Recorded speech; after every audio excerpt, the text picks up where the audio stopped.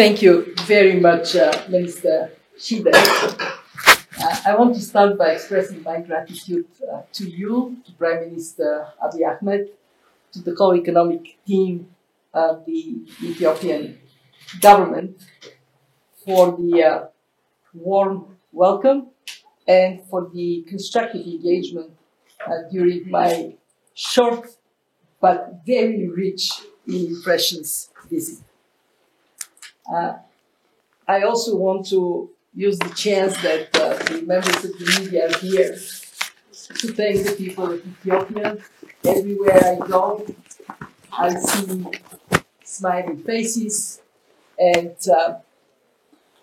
the beauty of people and the country really touches my heart. Let me sum up the outcome of this visit in the following 3 short points. First, the IMF has shown trust in Ethiopia.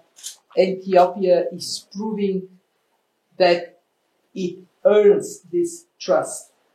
The largest concessional program we have ever financed, $3.5 billion, is to support the transformation of the Ethiopian economy to move firmly in exchange rate regime that allows businesses to flourish, to eliminate obstacles to private sector investments, so more jobs can be created and the country can see better standard of living. We have disbursed already about $1.5 billion. Notice that has been done quite rapidly because of the strong achievements in the early months of the program. And we will carefully calibrate the rest of disbursements so they can be most impactful to accompany the policies you are putting in place.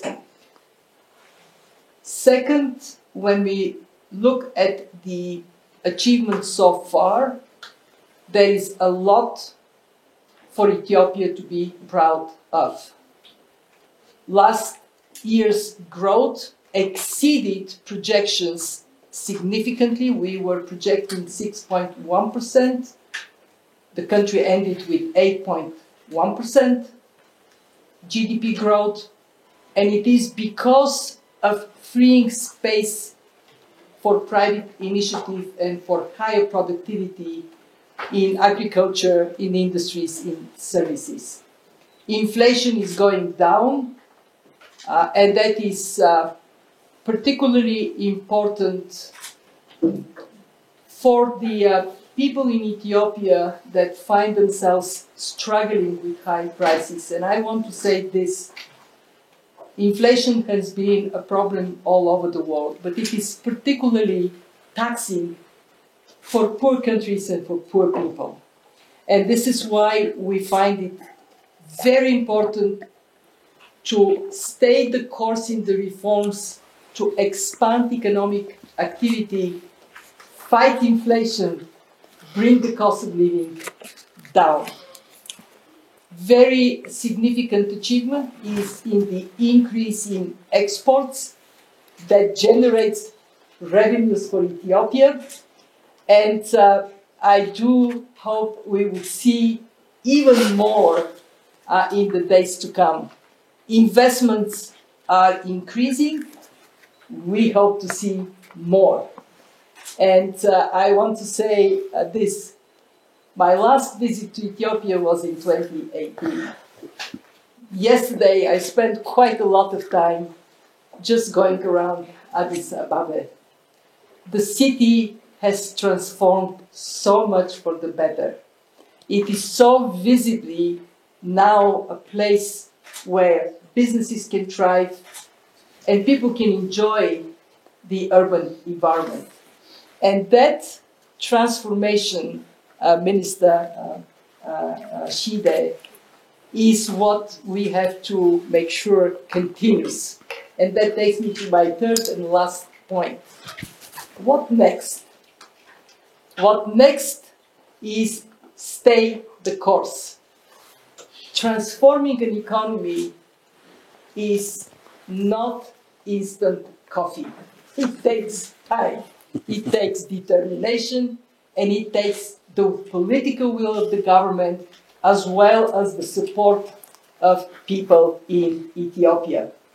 I am confident that this country will grow economically, and it would grow in terms of its significance for the neighborhood and for the whole continent of Africa. I just finished a visit in the Adwa Museum. You, Ethiopia, you made Africa proud once. And I'm so confident at the conclusion of my visit, you will make Africa proud again with the strength of your economy and the vibrancy that it will demonstrate. It is not an easy time domestically, it is not an easy time in the world, but with perseverance, I know the future is bright. The future is worthy of your proud history.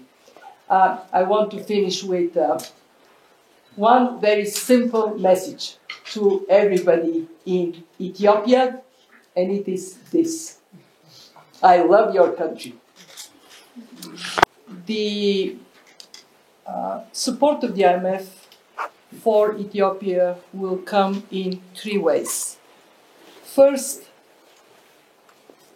and most importantly, through our day-to-day engagement with the economic team of the government to make sure that the reforms deliver what they're designed for, when necessary, make corrections on the path, and reinforce what is the strength of these reforms. They are owned by the government. They are the government's reforms we support. Two, to make sure that the financials of the reform program are strong. We have come with a $10 billion price tag for the support for this program, of which about 1/3 comes from the IMF, 1/3 comes from the other development partners like the World Bank and others, and 1/3 comes from debt relief. They all need to be in place. The program has to be fully funded. And we work very hard not only to deliver our part in a timely manner, which we do, but to make sure that everybody else does. We are at the final stretch of debt restructuring. And I can say this, it is on the top of my priority list in engagement with the creditors of Ethiopia. For the public, for the media here, Ethiopia has done so far the best job in moving forward under the common framework. What do I mean? It is the first country that got debt standstill during restructuring. Very important. How could you be restructuring and paying at the same time? So that is a big achievement. And it has gotten the fastest so far progress in achieving an agreement. And I can tell you this is a top priority for us to get that done. And three, capacity development. I just spent time with representatives of the private sector. And they talk about their experience with the tax authorities, and that sometimes there are hiccups and misunderstandings. Of course, the tax authorities have a huge job to build the sound foundation of the Ethiopian budget, but they are also learning how to do that effectively and efficiently. The IMF is very strong in capacity development in many areas, but especially in fiscal matters. And we would work hard to bring expertise in Ethiopia up to par with the ambition of the program. Of course, I talked to the government, and I'm very grateful to the Prime Minister, to the ministers for their time. I also talked to ordinary people, and I asked them, what is your top-of-mind concern? Not surprisingly, inflation comes as top-of-mind concern, and therefore it has to be a priority for the government, and it has to be a priority for our program. How can we bring inflation down? Well, it requires comprehensive efforts on multiple fronts. It requires a strong monetary policy and fiscal policy that work hand in hand. It requires expanding the productive capacity of the economy and expanding the export capacity of the economy so there can be more foreign exchange coming into the country to add to what is being generated domestically. And it requires cutting any obstacle to private initiative. Why? Because when the private sector flourishes, it allows for the volume of goods and services to expand. All other things equal, it brings the cost per unit down. And it creates a chance for the demand and supply to meet in a more prudent, more stable way. So there is a lot to be done on that front. I would appeal to people to have some patience. I know it is not easy to be patient when your family wants to see improvement in the quality of life. The reform program that Ethiopia has embraced is tough. It takes time, but it would bring tremendous rewards. Some are already coming, more will come. The society has to be united behind these reforms. Core of our reform, support for the reform program here is exchange rate flexibility. And ordinary people sometimes say, so why does that matter? Well, why does it matter? Because when the exchange rate is controlled by the government, the only way for importers to get the dollars or euros they need is to go to the black market and pay many times more. What it means is that imports become very expensive, and an economy depends on not only what it produces domestically, but also what it imports. We got the government, you got rid of that artificial obstacle.